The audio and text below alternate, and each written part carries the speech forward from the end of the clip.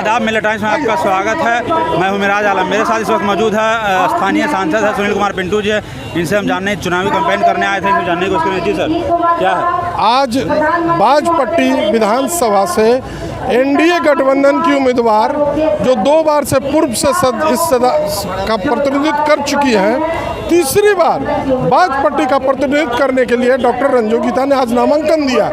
यहाँ की अपार जो भीड़ बतला रही है कि रंजू गीता जी तीसरी बार भी सदन में जीत के जा रही हैं और माननीय मुख्यमंत्री नीतीश कुमार जी को बनाने का एक स्तंभ बनेगी। पहले बीजेपी से, पहले आरजेडी से गठबंधन था, लेकिन अब बीजेपी के साथ क्या मुश्किल आसान हो जाएगा या रास्ता कठिन अब और आसान हो गया है।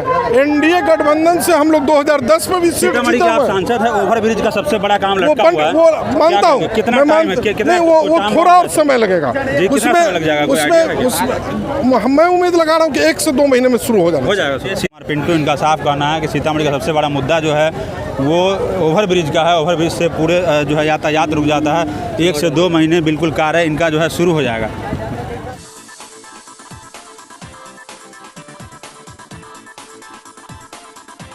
मेरे साथ बाजपट्टी विधानसभा के प्रत्याशी डॉक्टर रंजू गीता मौजूद है। इनसे हम बात करने की कोशिश करेंगे। जी मैडम, नामांकन आपने तीसरी बार दाखिल किया है, क्या कहेंगे?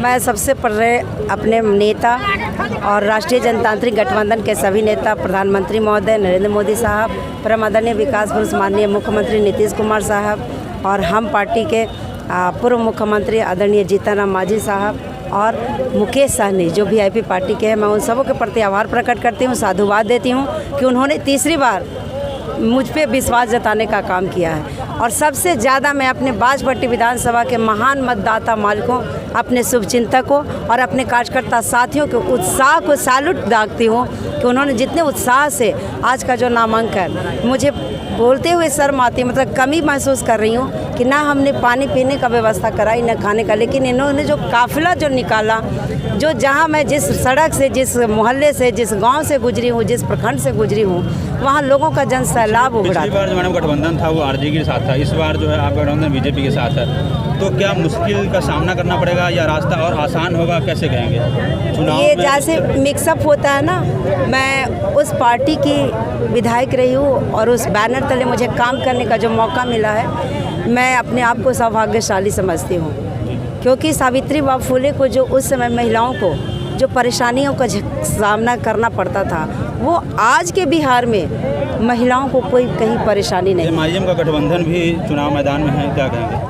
मैं दूसरे गठबंधन की बात नहीं कर रही हूँ। मैं 2010 में राष्ट्रीय जनतांत्रिक गठबंधन से विजयी प्राप्त की थी, पहली बार 2010 में, दूसरी बार 2015 में महागठबंधन और तीसरी बार। मुख्यमंत्री जी पहले धरना पर बैठे थे कि विशेष राज्य का दर्जा दिलाना है बिहार को, तो अब इतना दिन आप गठबंधन में रह गए हैं तो विशेष राज्य का दर्जा दिलवाना चाहिए। आपने कभी आवाज़ उठाई है क्या मुख्यमंत्री? हम लोगों ने जब मुख्यमंत्री महोदय का जो मैं दिल्ली के रामलीला मैदान में भी अपनी बात को रखने का मुझे मौका मिला था, जब अधिकार रैली हुआ था, तो इसके लिए हमारे पार्टी के वरीय लोग, प्रवक्ता लोग अधिकृत हैं। आज मैं चुनावी कुरुक्षेत्र में हूँ और चुनावी महासंग्राम में हूँ। और हमसे तो क्या विशेष राज्य के लिए विधानसभा में आवाज़ उठाएंगे या क्या? मैं जीत कर जाऊँगी तो महिलाओं को सशक्तिकरण का जो काम धीमा है उसे और तेजी बढ़ाने का काम करूँगी।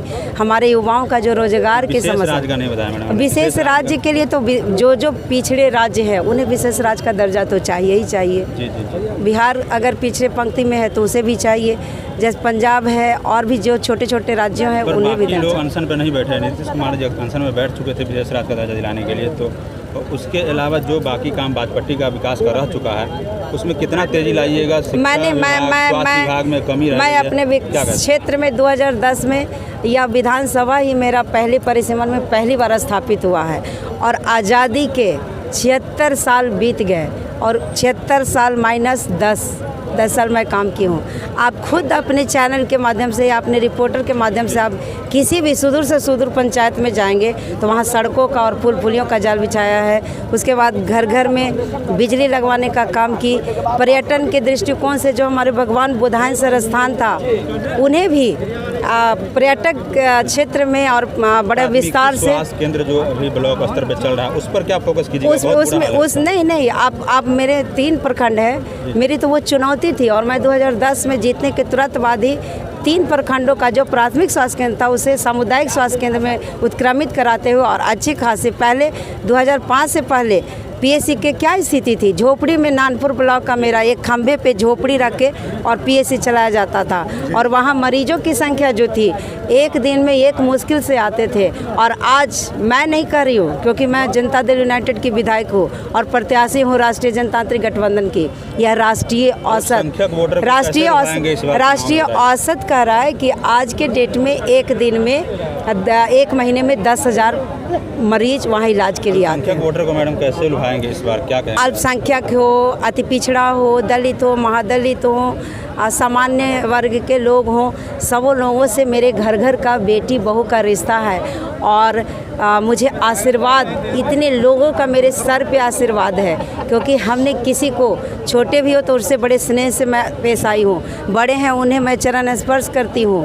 तो कहीं किसी का कोई मुझसे कोई मुकाबला नहीं है।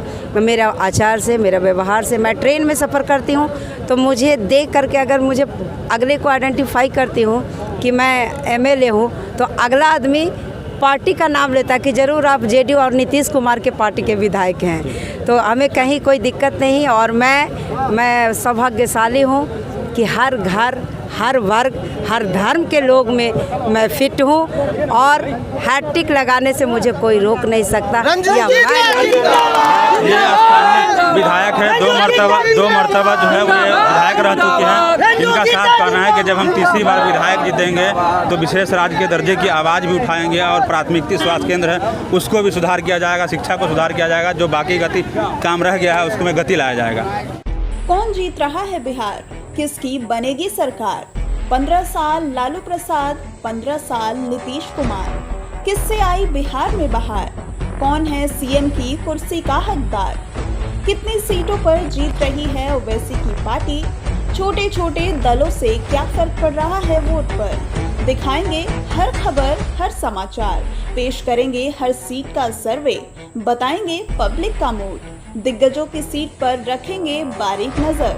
हमसे जुड़िए, हमें देखिए, हमें सुनिए, क्योंकि हम आपको रखेंगे अप टू डेट। मिन्नत टाइम।